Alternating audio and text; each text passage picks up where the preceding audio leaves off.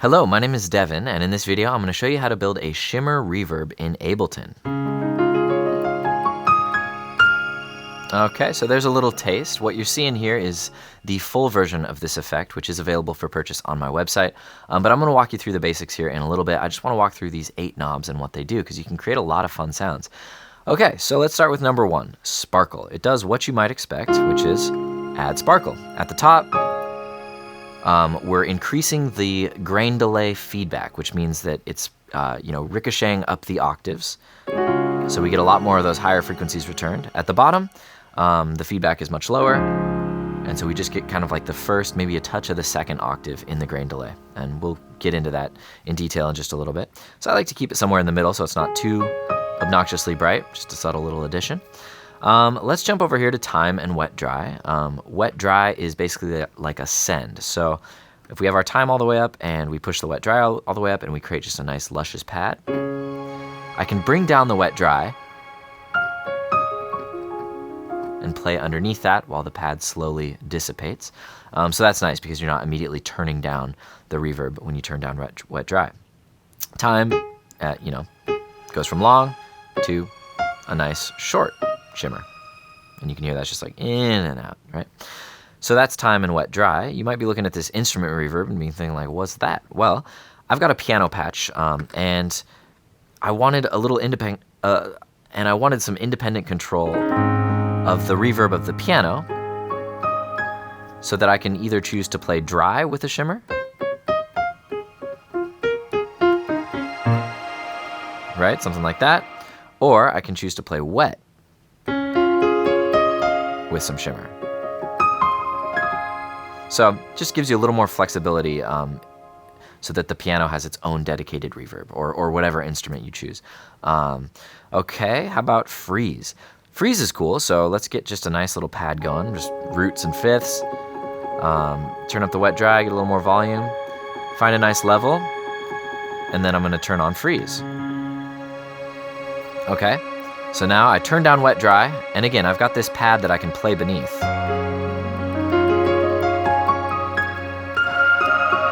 I can affect, the piano reverb separately, or play dry.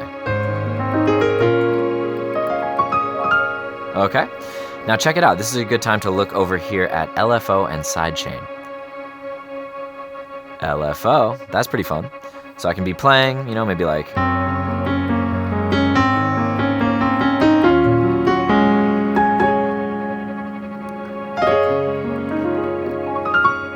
right? And I can turn that up, use it in all sorts of creative ways.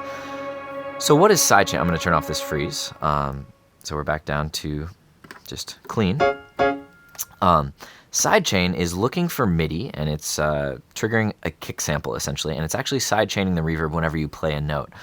One of my frustrations with Shimmer verbs or really long tail reverbs is that they get muddy really quick, especially if you're like moving between harmonic centers. So if we get a nice little reverb going here, add some sparkle. So here's with no sidechain.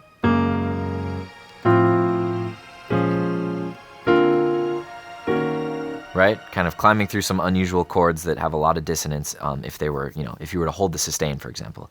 But if we turn on sidechain, it's going to duck the reverb every time we play a new chord. So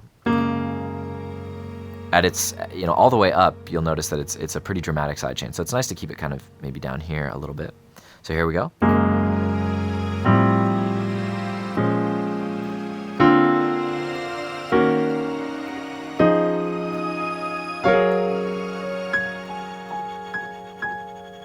All right, so there's a little taste of what you can do. I don't think I talked about width, but width just adds a little bit of an auto pan, expands the stereo field a little bit. So here it is with all the way up. You can just hear a little more of like kind of a slow oscillation there, whereas without it, you just get kind of more of an even sound. Anyways, there you have it. That's the full version that I built, and I would love if you wanted to grab that on my website. But let's move along to building one ourselves.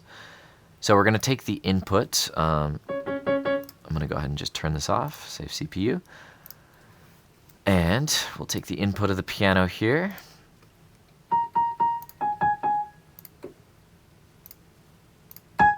There we go. And let's bring in an audio effect rack here. And we're going to start by adding a layer of reverb, and we want a really nice short reverb.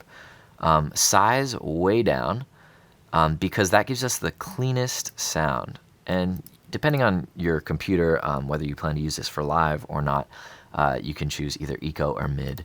Let's go with mid for now, and let's check out this reverb. Right, so see how it's very clean, and we're gonna create a chain for the dry to pass through as well. And shimmer. So, right, we're getting that fully wet but very short reverb. We can maybe increase the time ever so slightly. Nice. It's good. That's a good starting place. We'll drag in a grain delay into here. And what we want here is frequency. We want low. We want spray at about 70 milliseconds, feedback at about 40%. And time at about 60, I'd say. And pitch at 12. So we get that effect, right? Obviously very crazy on its own, but we're gonna layer it in some more reverb. So we'll drag a new reverb plugin here, and we're gonna continue to kind of cut the lows. Yeah, I'd say around 900 is good. Turn the wet dry all the way up, and let's increase our time now to about 5.45. And suddenly we've got this pretty nice sounding shimmer.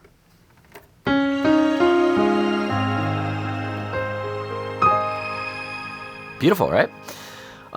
What I did after that in my plugin, I added the auto pan for a little, stereo width. We could totally do that. I don't know what dizziness sounds like. Okay, that's a little nuts. How about around the head? Yeah, so something like this, maybe lower the amount, and you get just a little more of like kind of this slow oscillation. Hey. All right, so that's a nice touch. And then if you wanted to go even further, you can just add one more reverb. I have 3 reverbs in the one that I built. Add one at the end here, and maybe, actually you could give it like a 65%. And this just, mixes in a little tail, and you could maybe up the chorus.